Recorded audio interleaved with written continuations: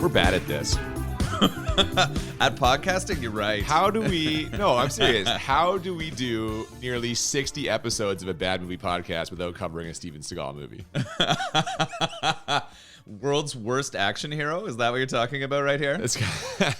I mean, he's not good. Oh, goodness, no. He has to be the person who has been cast in the most action hero roles with zero action hero skills. The least deserving action hero star ever. Absolutely. I have no idea how he got his first role. I think he acts like a tough guy all the time, and someone was convinced by it, I guess. Joe Rogan once called him a fat fraud who's a disgrace to the martial arts. Sums it up pretty well, I think. I think Joe hit the nail on the head there, because there's so many stories about Steven Seagal like challenging people to fights and then just getting his ass kicked and having excuses. Yeah, I mean, nothing he did out there today with this movie really impressed me in terms of like physical, like, I mean, don't get me wrong. I'm not saying that I can beat Steven Seagal in a fight. You're not challenging Steven Seagal to a fight right now? I'd be way more comfortable fighting him than fighting like Jean-Claude Van Damme, Schwarzenegger, Stallone, like Chuck Norris. Those guys I feel like could like legitimately hurt me. Seagal, I feel like I might lose, but I feel like I put in a good showing, if that makes sense. So you're hearing it right now. Cooper is challenging Steven Seagal to a one-on-one match. Can we make the throat off limits? Yes. Well, that's his only move. That's his only move. Yeah. Throat ripped. No neck stuff, okay? Yeah. All right. Although it would be ironic considering how much I love MacGruber. Welcome to Bad Movies and Beer. I'm Cooper. And I'm Nolan. And yes, despite somehow not covering a Steven Seagal movie in our first 59 episodes, we are making up for it today because we are talking about what is almost certainly his very best movie. It's Under Siege. Yeah, this could be controversial, I think, only because it was like widely successful. Oh, yeah. Right? At the box office and critically, I think. People really enjoyed this movie.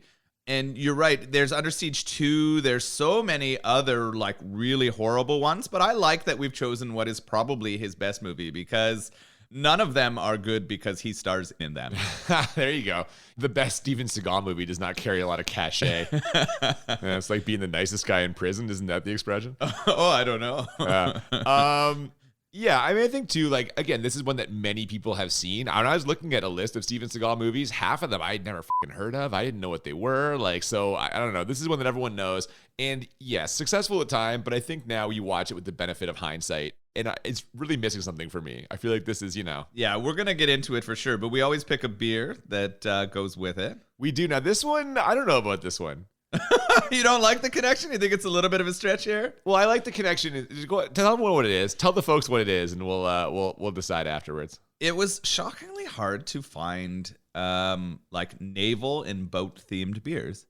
I thought there would be more of them out there. You're very confident. You were like, I'll find no fucking problem. Yeah, no, find a boat beer in 2 seconds. I thought it would be much easier. What I did find though was a boat themed brewery, and I think that this makes a pretty great connection. This is from the Stonehooker Brewing Company. These are a company that's reasonably new out of Port Credit, Ontario, right by the lake. And so a Stonehooker is a... Sorry. For who doesn't live in the Greater Toronto area, Port Credit is Mississauga, Ontario. Okay, yeah. Sorry, I apologize. So many fucking people know Mississauga, Ontario also. Yeah, no one's going to know any of that shit. But whatever. The idea is that this town is right off the lakeshore and right where there are lots of boats. And a stonehooker is an old profession. It was a craft where people would sail on boats and get stones out of the lake. And they used those for the foundations of most of the buildings that started Toronto. Okay, I thought a stonehooker was a boat. Nope. No, it's the profession. It's the craft of getting those stones. Now, they spend all their time on boats. The actual symbol for the brewery is a sailing boat with an anchor and some rope there. So fits perfectly for our naval adventure we're going to get into. I read a lot about this brewery, or tried to sort of investigate it, and the reason why they chose this name is because they felt like brewing, along with the profession of stonehooking, had kind of gone out of favor when the big breweries came along, and they decided that they wanted to be a part of that craft experience coming back and bringing back good beer. So I thought it was kind of a neat connection. The beer we're drinking is called Even Keeled. That fits pretty good, I guess. We got to play on words here with the keel, right? We know that that's a part of the ship or keeping the ship upright. And our star of this movie... Never gets angry. Never shows very emotion calm, yeah. generally. Well, no, there's a little bit of emotion, but he's always very stoic, Yes. right? Wooden, some might say. Yeah, so he is very even-keeled here. That's fair. Yeah, so Okay. I thought that was a good connection. We have a couple others that we might crack open and drink too that connect as well. They're just all nautical themed beers. Sure. So looking forward to it. This is an English Best Bitter. Which, What I is- think you what like is it. that? I think it's a fairly sessionable ale. It might be a little bit darker, maltier, I believe. So I think you will really enjoy it, and I think it should be good drinking too. I've had a couple of the beers from them and enjoyed them so far. So I look forward to trying these ones too. Oh, that's let's try it right now, why don't we? Let's get into it. Ooh. So we open with credits over what looks like helicopter footage of a battleship cruising its way through the ocean. And not just any battleship, the legendary USS Missouri, which we are told is the ship the Japanese surrendered on, thus ending World War II. We were quickly taken inside for some footage of the crew, which of course includes Steven Seagal playing the role of Casey Ryback. He's making his way through the ship, and more than one crew member asks why he isn't wearing his dress whites because apparently they're going to be getting a visit from the President of the United States. Yeah, he doesn't seem to care too much about that. It's not really a big deal for him. He's not looking forward to George Bush's visit here. I had a question about this because we get some footage in the movie of what looks like George Bush. Oh, it is, That's yeah. that's not the real George Bush. Oh, yeah, definitely. The real President of the United States of America appeared in Under Siege. So, Or was it like stock footage? yeah, that's what I think. I think they took footage and cut it in from a real visit by the president onto a naval ship. But it's interesting. That's a good question. It could have been him because it was him and his wife. Both of them were the real. Or it's imitators who look like him. maybe. Are they paying him royalties from Under Siege? Maybe I could see the Bushes having connections to some Hollywood families, right? I could see that being Steven a Seagal. part of it. Maybe. I mean, no, he's connected to other politicians that we won't talk about right now. Yeah, really, really interesting. I guess they're trying to set the tone right away, right? He doesn't care. He's the cook, we find out really quickly here, and he doesn't feel like he has to follow along with all this pomp and circumstance. Well, we also learned that he is a decorated war hero because his captain says if he had Ryback's medals, he'd wear them everywhere, even to bed. And that he's got a poorly hidden feud with another officer in the ship, Commander Krill, played by your boy, Gary Busey. Yeah, this was exciting. It stars Steven Seagal, but the supporting other lead cast here, Tommy Lee Jones and Gary Busey, loving this. I'll bet you are.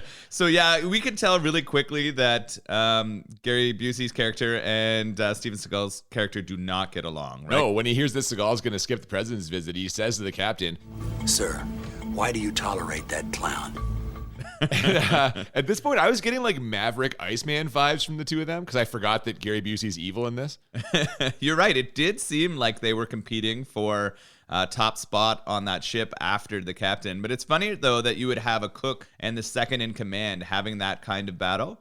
But we are going to find out later that certainly, I know they kind of hinted at it here, but Ryback is a lot more than what he seems. Oh, big time. Now, while Steven Seagal cracks up the rest of the kitchen staff with some hilarious jokes and stories, what an everyman he is, we learn via voiceover that the reason for the president's visit is that the Missouri is getting decommissioned after one final trip to San Francisco. Spoiler alert, this final trip will not go smoothly. Yeah. So this ship that is apparently very, very well known and one of the major parts of the American Navy for decades is about to have its last sail, but wait a minute here. Terrorists are not done with this boat. Yeah, there's a couple of dark figures who basically say it's time, and from there we see a ginger crew member trying to convince someone to allow an unauthorized helicopter landing. He says it's Gary Busey's idea, something about a birthday surprise for the captain, and when the guy he's talking to won't go for it, he distracts him with a porno mag. Yeah, this is a pre-internet days here. We're going to throw back to some very common tropes about women here on the table. I also wanted to PC correct you here. Ginger's not a very kind word to say. Oh my God. All right. Yeah, it's funny seeing a porno mag, right? That's something that isn't something we would think about anymore. But it's something that's very common, I think, on naval ships, especially of the time. That was big currency in the 90s, for real. Oh, I can see why on a boat he would have been like, yep, I'll take that. Now, that same ginger crewman then interrupts a dance-off in the kitchen to let Steven Seagal know that part of Gary Busey's surprise is having food flown in so Ryback and his crew can pack it up. Seagal basically tells him to f*** off and then shows us how dangerous and skilled he is by drilling a bullseye with his chopping knife. I don't even think it was a chopping knife. It looked like a throwing knife. Like it's Oh yeah, but he's using it to chop stuff. Oh It yeah, is it's hilarious. definitely Yeah, not, he holds throwing knives and he used them in his kitchen to cook. So they are really laying it on thick here, letting you know that this cook is going to kick some ass. For sure. Now, this draws the ire of Gary Busey, who clears out the kitchen and hawks a loogie into Seagal's bouillabaisse. That gets him a smack in the face after a fairly obvious one-liner from Seagal. Oh, come on, that's not striking off, sir. That's striking off. He fucking drills him right in the mush. And he takes out like 4 Marines before Seagal finally gears down and agrees to let it end. They can't throw him in the brig because the captain wouldn't okay it, so where does he end up? In the ice locker. They throw him in the freezer here. We know that this is now going to become a loose end. They leave 1 Marine to guard him, and they say if he leaves, to shoot him. Oh, right in the forehead. Gary Busey taps him right in the spot and everything. Yeah, the whole idea is to have him out of the way during the party to ensure that it'll run smoothly, which it definitely won't. And from there, we get a look inside the helicopter that's arriving as we see that in addition to food being flown in, Gary Busey has also arranged some entertainment. There's a hot lady, presumably from the aforementioned porno mag. It's Baywatch star Erica Eleniak, who we're going to see in a few weeks in a different movie that we're watching. And there's also a band on board whose band leader / harmonica player, Bad Billy, is played by Tommy Lee Jones. Boy, is he. Tommy Lee comes in hot on this one. Oh my goodness. This, we know, is the entertainment for the party for the captain, but we can also suspect is going to be causing some problems for our crew. Yeah, what are the chances that Tommy Lee Jones is literally just the harmonica player in this band? Probably pretty slim, right? The fucking hairstyle on him, though, he's got this like weird like 90s mullet rocker hair and the headband, aviator sunglasses, leather jacket. This leather jacket has so many rhinestones or thing on it. It is very, very decorative, and he comes in almost like an MC. Right, he comes in directing everyone and sort of getting the show started. He's the one who's interacting with the crowd here. Our ex-Baywatch and now Playboy Playmate here on the ship, she comes off that plane, and is she looking really hot right now? I mean, I don't know if you like that sort of thing. I don't know. Oh, I mean, she had seasickness, man. She got really sick from the helicopter ride. I forgot about that. Yeah, so she gets really sick. She's not looking good. So they send her back to take some, they give her some drugs for her stomach, like Gravol kind of stuff, and she gets changed. And then we don't see her again for a while, but this party starts up. Yeah, he introduces the band, Tommy Lee Jones does, and he also introduces Miss July 1989, who it turns out is Gary Busey in drag. This is absolutely ridiculous, this whole scene. Yeah, he comes in, he's got the largest fake breast possible. He's covered in makeup and's got a ridiculous wig on. And he starts like dancing and grinding up on the other ship members. And it's funny because the crew is really into this. They think it's hilarious. And I guess he's been such a hard ass. They like that he's showing a different side. Yeah, like maybe he's not such a bad guy after all. But as we quickly find out, he actually is a very bad guy because this whole surprise party flying in the food, band, and entertainment was just a way to get Tommy Lee Jones on board so they could kill the captain and take over the ship. Worst surprise party ever. Oh my God, yeah. Happy birthday, Captain. Happy birthday. So it all starts off like this party sort of ends and the battle starts going down when Tommy Lee Jones asks for who is the senior ranking officer right now at the party, right? And a guy kind of, I don't know, he doesn't want to stand up and make it known, but he does. He stands up, they give him a bit of a cheer, and then immediately he gets shot in the forehead. Bullet right to the brain, yeah. And then it takes Tommy Lee Jones and his gang about 30 seconds to get complete control of the ship, including the nuclear codes, which to me seems like really fast. I mean, they do say that he is extremely well organized and he has a lot of experience doing this. We find out later that he has been working for the CIA. So he's got his own very specialized team who take the ship. But you're right, it seems insane that it's so quick for them to get everything in order. He even says so. He calls the crew members wussies. You can't believe how fast it was. Yeah. And then we get a cut to our in drag Gary Busey with the captain. Yeah, we get a little comedy scene here. Gary Busey kills the captain, first of all, and then he opens the captain's vault. And still in drag, like you said, he reads some of the captain's logs and finds a statement about himself in there about how he's become hostile and angry and should undergo a psychological evaluation before his next assignment. He says to Tommy Lee Jones, Do I look like I need a psychological evaluation? Not at all. that's good stuff. I mean, this is... He's using the drag. He looks ridiculous. They set that one up well, right? He is going on a murder spree, and now he's contesting whether he deserves to have some psychological evaluations done, and it's clear that he does. So Captain's dead.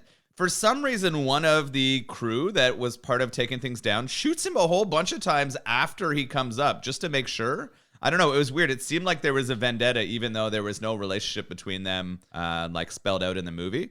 And now we have that group of mercenaries, or the terrorist group, starting to lock everything down, make sure that all the pieces are in place. They take all of the crew members, and where do they start putting them? Oh, they stick them down in like the bowels of the ship where they can have them stowed away. Now, while all of this has been going on, Steven Seagal has been trying to convince the dumb-faced guy guarding him that something is very, very wrong, and also unsuccessfully trying to keep his pies from getting burned. At one point, there's a fire, his pies. My pies! And after a bunch of gunshots, he finally gets this guy to check in with the bridge.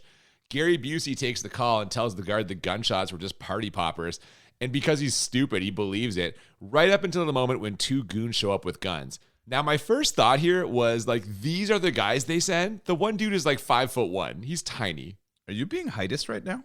I am. Listen, man. You said this guy to kill someone. He steps into the frame. I was like, Jesus Christ. Look like Joe Pesci. The guy had an automatic weapon on him and a whole bunch of other stuff. You just knew that our chef, they didn't expect any threats down there. They thought that there was like some shitty chef locked away in a meat closet. Well, now hang on, though, because Tommy Lee Jones says these guys can handle 20 Marines. So he's hyping this guy up. Yeah, so you're saying you would take on Steven Seagal and this guy in a fist fight? Oh, easily. Okay. Yeah. All right. I like it. Not easily. Sorry, let me rephrase. Happily. Yeah. Well, sure enough, despite their amazing combat ability, Steven Seagal immediately escapes and kills both of them. So we are into it now. Seagal's going to have to clean up the ship, but first we get a moment of silent drama as he finds the captain's body, drapes the captain's dress whites over the body, and stares intensely into the camera. The calm before the storm. Our even-keeled person here will not shed a tear. He's ready to go get some revenge, though. It's like he's staring right into your soul. Yeah. This happens pretty quick into the movie. So we're like 20 minutes in now, and the action has really started. So I do appreciate that they were able to set the groundwork pretty quickly. The whole premise is like batshit, but I like that it was done and over with quickly, and they're ready to start moving into the action, if we can call it that. Sure. Now, we also get some backstory on Tommy Lee Jones here. It turns out that Bad Billy is a former CIA operative, like you said, named William Stranix, who's mad at the government, specifically his commanding officer, Tom Breaker, for trying to eliminate him when he got a little too far off the leash on one of his assignments. After shooting down a jet the government sent in a flyby, he contacts the Pentagon and tries to convince them that he's crazy to cover up what he's really trying to do, which I'm not exactly sure what that is. He's trying to just sell the nuclear missiles, I guess. Yeah, I think this is definitely one, a way to get back at the CIA and his bosses who tried to have him killed. I mean, if you were a deep CIA operative and your own government tried to kill you, I guess you would try to get some vengeance too. Oh, you're not happy. Yeah, you're definitely not happy. And he thinks this is his way to use information about sort of the weapons in the government to earn a whole bunch of money, and then I guess to f*** off. He would go and disappear somewhere with all that money and live a lavish lifestyle. But as we know, they've left a cook on board and things aren't going to go quite as planned. No. Either way, this is just a massive up on the CIA's part, and all the heat goes on Breaker. Oh, it's hilarious. Throughout this entire movie, we have this sort of war room where we've got all the generals and the CIA and the FBI and all the leading officials there, and everyone is just shitting on Breaker. And clearly it's his fault. He tried to kill this guy who has now gone even more rogue and is trying to take his vengeance on America. Yeah, by loading the missiles on a stolen sub. He's got a submarine also. Yeah, they sent him on a mission to go take out a North Korean sub, but instead of destroying it, he stole it and crewed it himself. So it's clear that this Tommy Lee Jones character has a lot of power and influence and is good at organizing this shit. So you could see there's a potential for him to get away with this, or that's what they're trying to sell you on here. Shortly after this, Steven Seagal is stealthing his way through the ship when he happens upon a giant cake. And right on cue, out pops the real Miss July, Erica Eleniak. She's wearing a thong, a navy jacket, and that's it. She flashes Seagal her boobs, shades of the audition process, perhaps. Oh, God.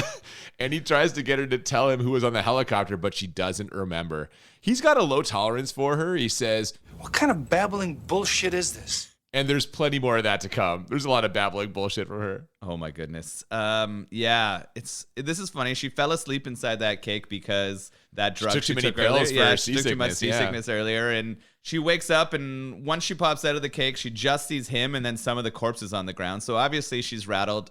She is not doing a good job of acting in this section. She's there to make him look good. You know this theory of mine. She's there to prop him up. Yeah, this is interesting because I feel like all of the acting in this movie so far have been Busey and Tommy Lee Jones, right? Like I think you're giving Busey a lot of credit here. I think it's mostly been Tommy Lee Jones. Yeah, they haven't put a lot of Seagal into it here, right? Or he's not doing a whole bunch. And now you're right. They're bringing in other people who can't quite act so that he looks a little bit better. This to me is kind of a really funny relationship. So he wants to leave her there. What does he try to do with her? Oh, he tries to lock her away, stow her away somewhere she won't be found, but she freaks out, is banging on the door, screaming. She gives him this tearful fucking monologue. She's really bad. Oh, really bad. She says she doesn't want to be alone. And she says she hates being alone. And then he asks her if she hates being dead, which was actually kind of not funny. Bad, yeah. But then, of course, she becomes his sidekick. Well, yeah, we'll see more about that in a second. Before then, though, Tommy Lee Jones finds his dead guys and quickly realizes this is no ordinary cook they're dealing with, especially after a microwave bomb that Seagal somehow timed perfectly for when they enter the room explodes and nearly kills them. How in the I mean, he's the best there ever has been. This Ryback character is just lethal. He's so good he can predict when they're going to walk into the fucking room. Like, Yeah. come on. I was trying to justify this to you earlier. He shut the electricity down in the room, and so when it turned back on, when they turned the lights on and got everything going again, that's when the microwave started back up again and exploded. But I don't know if that's how microwaves work. I just feel like this was if your just a power goes gross, out and your microwave is on, it will start again once you pop it. I guess it depends Okay. on your model of microwave. I bet you some of them prevent that because of explosions. I don't know enough about early 90s microwaves to say for sure. Let's go buy one and just test it out. You've got a 1992 microwave. Please, let's no. Gary Busey, who literally 2 seconds ago was still like, nah, he's just a cook, starts whistling a different tune when he finds Ryback's file, which was not with the regular personnel files. It was in the captain's private files. Turns out, in what has to be a stroke of bad luck for Tommy Lee Jones and company, he's basically the deadliest man alive. That's what they find out. The list of things he's got, like the Victoria Cross. He's got all these medals of honor. It's just insane. He's basically won them several wars, taken a bunch of injuries. He's and a walking survived. death machine. Yeah. Like, that's all it is. And now, like you mentioned, he's got a partner, as him and Erica Eleniak are basically a mismatched buddy team. Which, like, I know she's hot, but she has to be just a massive liability here, right? Yeah, this is insane. This is like when you're playing a video game and you find an NPC that you have to drag through the world, and it's always just they're running off on their own, trying to get killed. She asks him why she has to carry all this stuff, and he says he would happily carry it if she'll kill all the bad guys. Yeah, well, what doesn't help this partnership is that she says she won't kill anyone. She has 2 rules. 1, I don't date musicians, and 2, I do not kill people, okay? I mean, We know she's going to change her tune on at least one of those Yeah. during this mission. they're making some progress, though, as he manages to make contact with the Pentagon and give them some inside information. They also give us more information about him. Turns out most of his SEAL team was wiped out due to bad intel. And when the guy says that, everyone at the table looks over at Breaker again. Breaker is just eating a huge plate of shit throughout this whole movie. Yeah, whoever wrote this really has some bad feelings towards the CIA. Apparently, yeah. Because everything is being blamed on them in this, Yeah. which is pretty funny.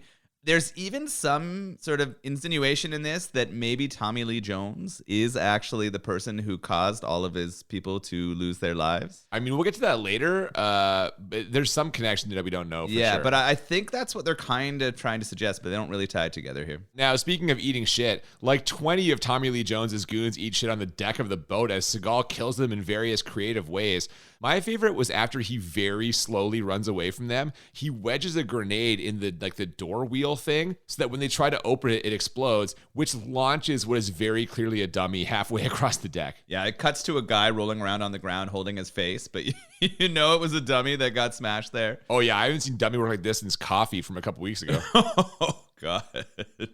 Oh my goodness, those car runovers were pretty fantastic. Just gratuitous dummy work. We're going to get another one later in this movie that's pretty good too. We are.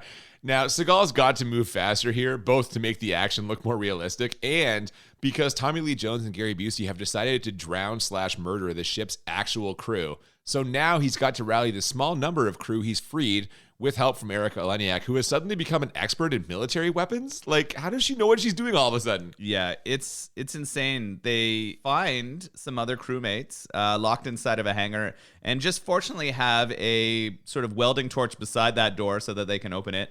She starts like helping those guys gear up and get their guns ready, and they're going to make a plan together to go save those crew members who are being drowned right now.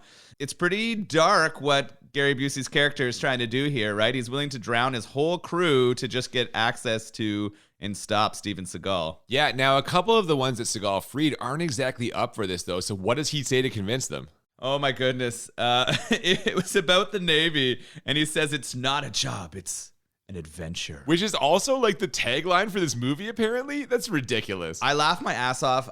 We weren't old enough at the time when this was released to sort of be exposed to the Navy commercials. I'm wondering if that was their slogan or theme at the time, right? It's not a job, it's an adventure. Yeah, again, I'm circling back to Top Gun because I got those Iceman Maverick vibes at the beginning from Busey and Seagal. And I'm like, is this also just like an ad for like the Navy? It does seem so. When was Top Gun out? 86. So I bet you that after the success of Top Gun, there were a lot of movies that were written that were like, the U.S. military. Yeah. So let's fund some more movies. Yeah, exactly. Yeah. And I wonder if there was some of that in here. I mean, it's possible.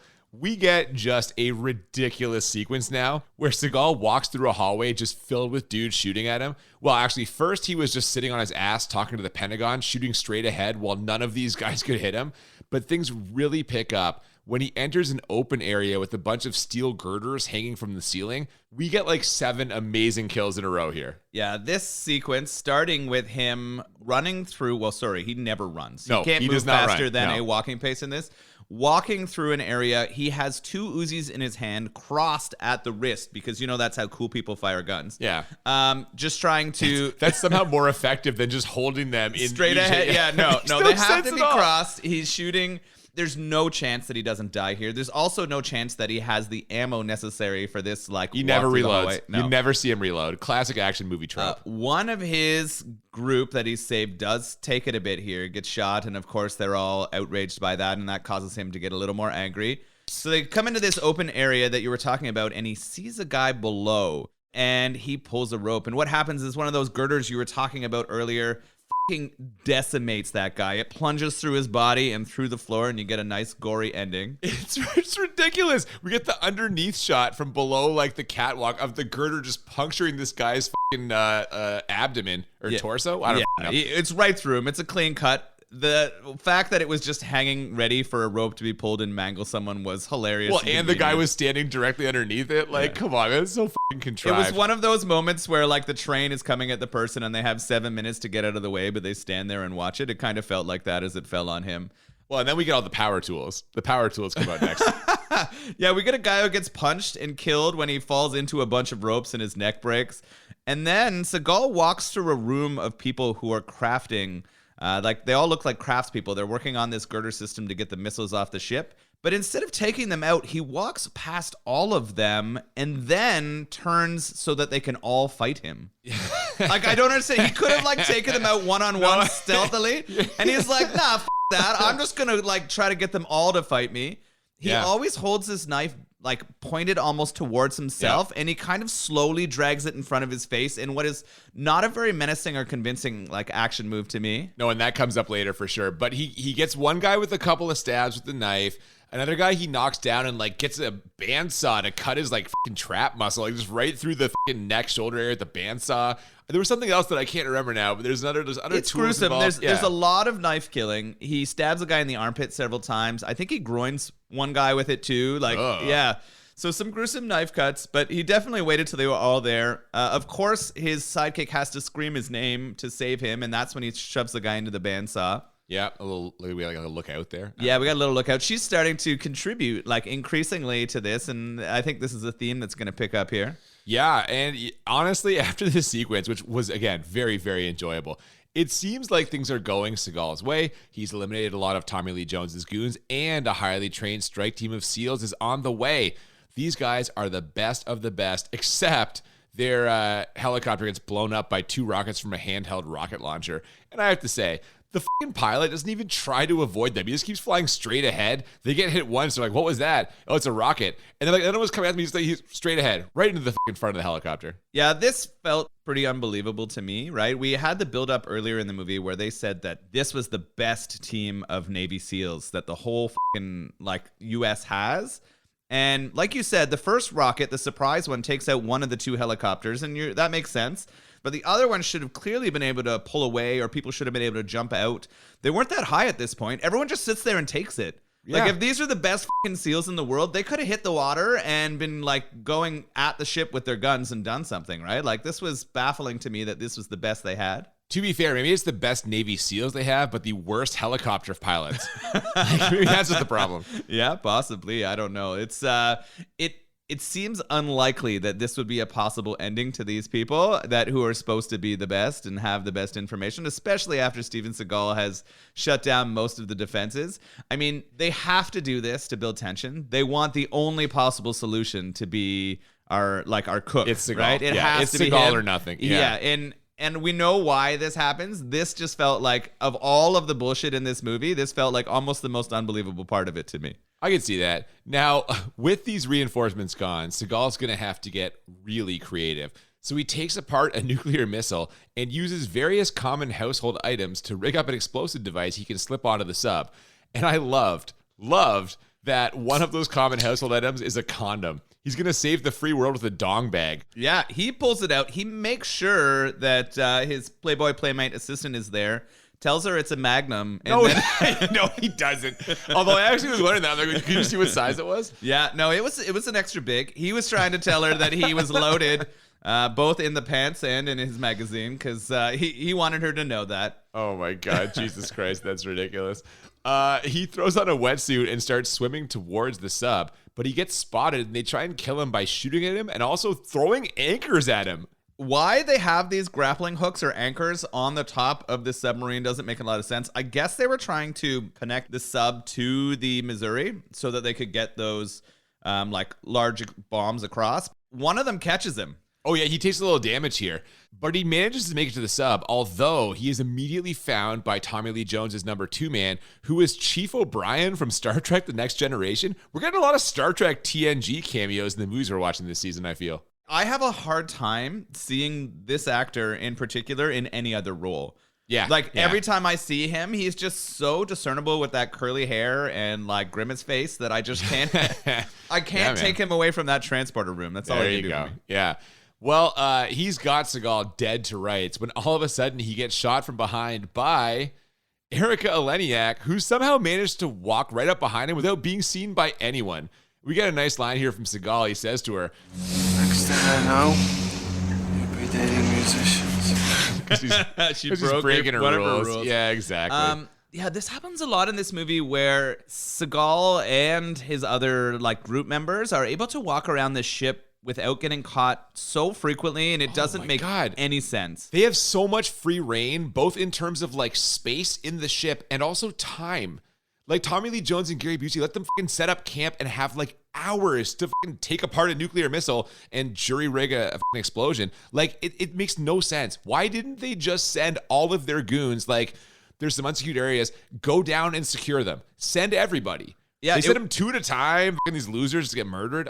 It's pretty easy to seal off a ship, right? I think that's what they were trying to tell us when they were able to take it over so quickly. Yeah, it would have been so easy for them to seal him into his compartments and just fucking flood or explode those areas. Like it's, I mean, the movie wouldn't happen if any of that happened, but it's frustrating how much they can walk around undetected, and then how he hops in the water and is like super stealthy, and immediately everyone sees him and shoots at him. Like I don't get that strange. No, I agree. It is absolutely ridiculous. Gary Busey decides it's time to take charge here. He's going to kill Steven Seagal, but first he's going to fix the sub with a crowbar, a welding torch, and fucking something. What was the third thing you mentioned? An acetylene torch. Like, isn't that also a welding torch? Yeah, he needs 2 of them for some reason and a crowbar. He's not convincing at all as like an engineer. I guess maybe they're insinuating that's his background, but it works. He figures out how to fucking fix the sub, which is just batshit to me too. I said moments ago that ridiculous. This is probably the most ridiculous part of this movie. Yeah, he's got his plan. Seagal's got his plan. Everyone's gearing up for the next move. But Busey loses this game of chess when Seagal blows up the sub with him on it. This is the closest thing we get to a montage in this film, right? I was surprised there were no montages. Yeah, it would have made it way better. I mean, montages, of course, are one of my favorite things, especially in action films. We all know that, yeah. Anyone who listens to the podcast will be aware of that. What we have is music going on in the background, and of course, the crew that Seagal has saved from this one area has with it an expert in the big guns. So they all sort of take a job, they get together, and they perfectly position the guns of the Missouri to take out and explode this sub. This is a checkmate for our friend Gary Busey, blown up along with the rest of the crew of that sub, and the nuclear weapons that were on it have sunk to the bottom. Definitely. You know who was not perfectly positioned here? Tommy Lee Jones, who happens to be standing right next to one of those giant guns when it goes off, which causes him to basically lose his hearing and also his mind. He essentially goes like full Jack Nicholson Joker. When we see him in the control room, he's talking about Saturday morning cartoons, singing like nursery rhyme songs, and he kicks everyone out of the control room and launches a nuclear missile at Hawaii for some reason. Why the f***? Yeah, so you're right. I like that comparison between the Joker because it feels very much that kind of inspiration. He wanted revenge and he wanted that money. Originally, this was about him getting freedom and getting the money to go. But now that he knows that his plan's falling apart, he doesn't care. He just wants to burn everything down. And apparently the place he wants to burn is Honolulu. Which makes no sense to me. It might just be where they were positioned and what they could hit, right? But yeah. So he launches 2 nuclear bombs off at them, and they very quickly pan back to that war room, and they say we've got like 24 minutes or something before they hit. What's the response? How are we going to save the day here? Oh, they're going to send 2 jets. Just 2. Not like all the jets. Just a couple of jets. I was raging while watching this. I got mad because I was like, why wouldn't you send everything to stop this? It's exactly what Tommy Lee Jones didn't do. Send all your guys to fucking kill Seagal. Don't send them 2 at a time. Send everybody. They send 2 jets to stop 2 missiles. The jets are successful in stopping 1, but now we're pretty we're running out of time here, and the only way to stop that second nuke is if you get the codes, right? You need to get the disc, and who has it? Tommy Lee Jones. So listen, we are heading for the final showdown here as Seagal slowly makes his way towards the control room, judo throwing, slap fighting, and throat ripping anyone he comes in contact with. Oh my God. We need to talk about this because he's awful. He is not a martial artist. He has very little skills. His arms flail all over the place. His only move is to get in close and to like choke or stab. Or throat rip. He has a throat rip here, which we all had a good chuckle at. All right? Oh, it's a good time. It was funny. But he's not threatening at all. No. No one would be afraid of him.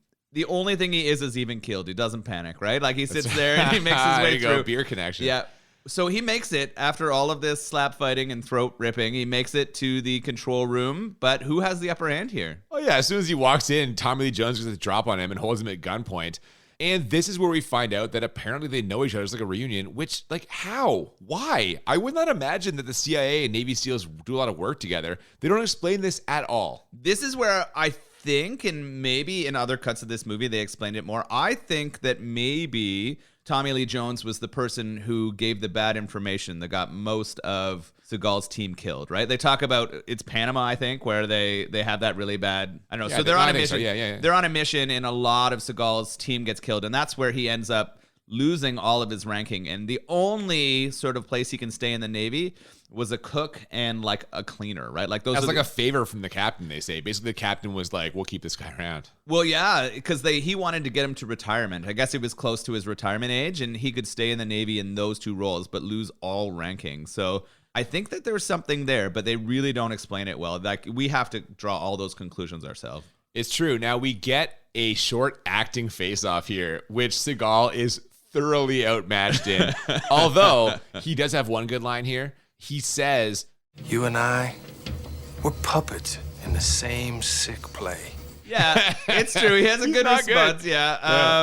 Yeah. I mean, Tommy Lee Jones is outclassing him here clearly in the in the acting category, right? But we're about to get a knife fight. Oh, Yes, and this knife fight is absolutely absurd. It's just a ton of quick camera cuts and like knife clinking sounds while they flail their arms around, but they aren't even close to each other. It's an all-timer. Like, this is just so bad. You can't even see Tommy Lee in most of the shots. It's just an arm waving a knife. Yep. And you do see Seagal waving his knife slowly because that's the only way that he can. And you're right, the clinking sounds were driving me insane because those knives weren't even close to each other. Yeah. And we're getting it. Then you get the occasional like quick cut to a slice on an arm or a cheek Chest, or a face. yeah. I've been shitting on Seagal this whole time. There's no way that Tommy Lee Jones is going to fight him with a knife and win. Like, this is also not believable. Wow. Right? Okay. This is where I'm like, Tommy Lee Jones has no chance here. This is harkening back to our Mungo Jerry fight, right? Oh my God. Look at this. You worked it in. I believe that's our second Mungo Jerry. We did it. Second Mungo Jerry reference of the season. Woo! Yeah. We did it. Mungo Jerry, everybody. Mungo Jerry. Now, okay. True story. If you want to recreate this knife fight at home, here's what you do. You need 3 people. 2 of you hold knives, stand 6 feet apart from each other, just start swinging your arms around like in circles. The third guy, take 2 forks and just start clanging them together aggressively. Boom, you got it. There's the knife fight. You need one other prop. You need a dummy of Tommy Lee Jones where you can Oh, well, poke no, it. hang on. All right, so I will say, though, the end of this fight is fucking incredible. Seagal gets in close enough to gouge out Tommy Lee Jones's eye, and then he jams the knife literally straight down through the top of his head, and then he takes the thing and smashes him into one of like the sonar Monitors, radar yeah. pins, which allows him to scoop the nuclear deactivation codes out of his back pocket. The whole thing is like one fluid sequence of just like eye gouge, head stab, sonar smash, code grab. It is delightful and incredible, and I was laughing the whole time. Yeah, we know that Steven's only move here, Seagal's only move is to get in close, and when he does, he makes it count here. He uses his thumb to gouge out the right eye of Tommy Lee, and it happens quick, and it's pretty good. They have a nice, like, eye goop out. It feels pretty believable. Yeah, it's decent. Yeah, the knife stab happens really fast through the skull. I wouldn't think... Straight down. Yeah, I wouldn't think it'd be that effective, but I don't know. That's not a shot that you see often, right? You never stab someone straight down No, through the I've head never before? put a knife through a skull before, so I can't tell if that one's real. But you don't see that often, right? Like, you don't usually aim for a... Your head is one of the more sort of armored areas of your body. You don't usually see He could have that. stabbed him in the fucking chest or slit his throat or something. But the force made it seem believable. It was fast and forceful, and then it was over what's quickly. unbelievable? Tommy Lee Jones is clearly like wax head of like the dummy. Yeah. No, the dummy was really bad. The cutaway happens quick, and you know it's not real. But I agree. It was sort of a nice way to end this fight. Incredible. Yeah. So we have the codes, and then we start getting a flashback to the war room and to them working together to try to shut down that last nuke, as we also have like camera footage of the missile getting close to the Hawaiian island. Oh, yeah. Well, with Tommy Lee Jones out of the way, the only thing left to do is stop those nukes from destroying Hawaii. As we mentioned, the full 2 planes the Pentagon scrambled were able to stop both of them. But luckily, Ryback scooped those deactivation codes and quickly uses them to disarm the missile. And now we get much celebrating as Steven Seagal and company getting a standing ovation, and he makes out with Erica Eleniak. Mission accomplished. And the movie ends with Seagal in full dress regalia, saluting over what must be the captain's coffin. Yeah, it ends really quickly. The resolution happens very, very fast. Just like right? Top Gun. Yeah, it's over right away, right? We go right from the end of the action to 2 quick shots. Of course, he's making out with the Playboy Playmate to end it, right? Yeah, one of the guys is like, let's see some moves. And he's like, here's the move. And he just grabs her and makes out with her. He grabs her face and makes out with her. She has the biggest smile on her face. We can guarantee that Steven Seagal has pulled that move lots of times, and probably pulled it during her screen test. yeah, women Again, not to shit on. No, this is you know like what? this is I'm not gonna to, shit on him. Yeah, we have to shit on him. He is notorious for being just an absolute asshole towards women. from everything you hear about Steven Seagal, he is one of the world's like largest monsters. This guy is awful. Like, you mean physically largest? He has gotten very large. No, well, that too, but I just meant like in his personality, he's just such an overwhelming asshole. And it was probably horrible to be on set with him, right? And to see that like ending was definitely cringy at this point. All right, get off the soapbox. Let's just come on. What do you got here? No, Tell me about what we can guarantee about Erika Eleniak. She absolutely hated her time working on set with Seagal and probably had a much better time working with Dennis Miller. Oh, a little sneak preview for a future episode right there. Get excited. And that's it, man. We're out. We're like into the credits here. I don't know. Like, it's been a while since I've seen this. I had forgotten a lot of things about it, but overall, like, I had a good time watching this. What did you think? This is interesting because Seagal is an awful action star, right? We've been shitting on him the whole time. This movie would have been 10 times better with JCVD in this movie. Oh, can you imagine? Yeah. Oh my God. Jean-Claude Van Damme under siege. I would have loved it, right? Like, there's 2 nukes heading for Hawaii. I would have had an erection for like half this movie. Oh God. But no. You could have done the splits between like 2 lifeboats or something. Yeah. Oh. Would have been amazing. Both nukes while they're in the air. Between the nukes. And then he successfully disarms them while using his toes. Yeah, well balanced between them. Stallone could have done a good job with this. Yeah. Yeah, I used to cook. Oh, I think he would have been good as that. Yeah, I agree. So of course this could have been better than it was, but it belonged here. I think Seagal is the reason this movie belongs here for sure. He's so bad. He's really bad. So what do you feel? Let's get into those ratings. I agree. Do them every time. So we rank it 1 out of 10. We do it 2 times. Once for how bad it is. Once for how enjoyable it is. And the goal is to find movies that are 10 out of 10 on both scales, or as we call it, the Crit 20. And for me, I have to say, this movie's pretty bad, but I can't go all the way for a 10. I only have this as an 8 bad. I feel like realistically, it's a pretty effective action movie. Like, Seagal is trash, obviously. Erika Eleniak is a terrible fucking actress. But like, the plot is good, the premise is good. Although, I have to say, and I don't know how we didn't mention this until now, this is just Die Hard on a boat. That's all this is. Yeah, that's a really good point. I mean, it's not an original plot, that's for sure. Oh my God, no. But they pull it off well. Tommy Lee Jones is kind of chewing the scenery a little bit, but he's solid. Gary Busey, I hate to admit it, he's solid in this. And like, you know, they do a good job with the action. I can't give this a 10. I have to give this an 8. What do you think about this? Okay. Seagal definitely brings up the bad. Like we said, just not a good martial artist, right? Like, all of the scenes where he is fighting are clearly very choreographed and or him flailing.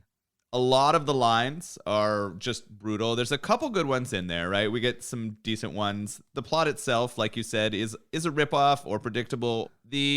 Some of the special effects, all the dummy stuff and the sound effects on the knife fight are a struggle for me, and some of the Busey stuff, but I actually had it as an 8 bad as well. Oh, look at that. Yeah. We're totally in sync. We were in sync on that one. I thought that it couldn't be all the way bad because I guess I can almost transition into my enjoyability. Because Let's do it. How enjoyable on a scale of 1 to 10? It kind of fits with some of my ranking for the bad. It was paced well. We got into the action pretty quickly and we moved through at a reasonable pace. I felt the music and sound effects, except for the knives, were good at keeping me like in the right mood and engagement. The supporting cast, I thought, did a pretty good job, either making Seagal look better than he was or like outacting everyone else and keeping you engaged in there. And then there was some good laughs at some of the bullshit that was there. Yeah, there were. So this came across as an 8 bad for me, and then also an 8 enjoyable for me. Fair enough. So we're, again, very close to being on the same page here. I agree with everything you just said. Like, Seagal, again, is bad. Supporting cast is strong. A lot of familiar faces in there. Like, yeah, it was an enjoyable time. This is a 9 enjoyable, actually. I enjoyed it maybe a little bit more than you, but like, overall, I'll happily watch this again. I laughed. I enjoyed the little scenes that were in there. You're right about the music. You're right about the sound effects. What stops this from being a 10 for me is I feel like the whole, like, them cutting away to the Pentagon, cutting back, cutting away to the Pentagon, That happens a few too many times. Like, I think they could have tightened that up a little bit. Did you feel like those were padding, or like they weren't trying to pad in this? I didn't feel like they were trying to stretch anything. No, I agree. I think it's just that's them working in backstory. And I think that it is important. Like you said, we get right to the action. They don't have a lot of time to establish character. You get like hints of it. So them giving us some explanation for who Tommy Lee Jones is and why he's there and more information about Seagal is not a bad thing. Maybe you cut out the parts with Seagal. We get enough from his exchange with the captain's conversation with Gary Busey. We can tell he's very skilled. You could have worked that in easily without having to go back and forth so many times. That's my only thing. I don't disagree that they probably spent too much time with them if they weren't a part of the action, but I thought that they did a good job supporting what was supposed to be happening. Yeah, it's a minor complaint. Again, I'm giving it a 9 for enjoyable. Yeah, that's pretty strong. That's pretty strong. Yeah. So. You can see why this was a commercial success. Yes. Are you going to watch Under Siege 2?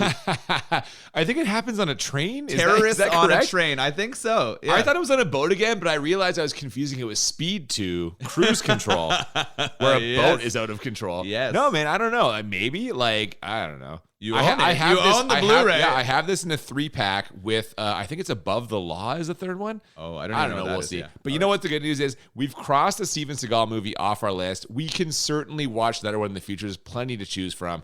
How did you feel about this beer? Yeah, so we've cracked a couple here. Crushed That Even killed quite quickly. Definitely malt forward, really sweet. A lot of that kind of sweet caramel notes. Didn't have the sort of bitterness that I enjoy from a lot of the other beers, but I like all kinds of beer, and this one went down fast. You made some good comparisons to another beer we like to drink. Yeah, it was kind of like a honey brown almost. I got that same sweetness that you got, and same color almost as well. Kind of a golden brown, like almost like a molasses kind of. Yeah, I think a lot of the English bitters have that same color. They must use grains that are of a darker color, right? Some that have been cooked down a little bit longer, right? Not to the state where they get into stouts, but ones that give a lot more color to the beer, and it was very tasty. We opened up after the Broad Reach. I was trying to argue for this one a little bit when we were talking about making it too, and that's their Northeaster IPA, and I'm loving it. Might be a little bit on the hoppy side for you. You know what? It was okay. Like it was. Well, that's sorry. High praise for an IPA for Cooper. Let me clarify. Considering that I knew it was an IPA, like, did I enjoy it? Would I have chosen this over a regular beer? No. But knowing that it was an IPA and drinking it, I was like, I've had worse IPAs. Let's put it that way. I'm gonna say that IPAs are regular beers, my friend. Just throwing that out there. If you're, I don't believe you. You're getting there. You're changing. It's taken. No, I'm not. Almost You 2 keep seasons. saying We're this, gonna but get it's there. not happening. It's not happening. What is happening is that next week we are going way back for a movie that you've never seen before, Phantom of the Paradise. It is like not Rocky Horror Picture Show adjacent, but essentially it is a glam rock version of the Phantom of the Opera. So this sounds fantastic. A lot of people believe that George Lucas stole many ideas from this movie to create Star Wars. What? See if you notice any when you watch it. See if it has, you know what? I am so intrigued and interested. I love Phantom of the Opera. Yep. Seen it live. Popular story. Like half a dozen times. Seen the play. Oh. Yeah. Oh, yeah. Lots and lots of times. I love musicals. I love that era, and I love Phantom of the Opera. So this is cool. And the fact that George Lucas used this as inspiration for Star Wars, that's possibly. the theory, Okay. possibly. Because Brian De Palma directs it, and like he and George Lucas were friends, and so George Lucas clearly would have watched his he would have movie. been around it. Yeah. So that'll be next week. If you have not already, please follow us on social media at the BMB Podcast on Twitter and Instagram. Yeah, feel free to send us messages to our social media accounts. We love hearing from you. We love the feedback we get into the chat. We love the suggestions for beer and movies. If you'd like to send suggestions or comments or feedback to our email too, it's at thebmbpodcast@gmail.com. Yeah, we've actually got an audience request coming up in the next couple weeks, so keep your eyes open for that. But next week, Phantom of the Paradise, please join us for that. I'm Cooper. I'm Nolan. And we'll see you next time on Bad Movies and Beer. Keep it cooking. It's not a job. It's an adventure.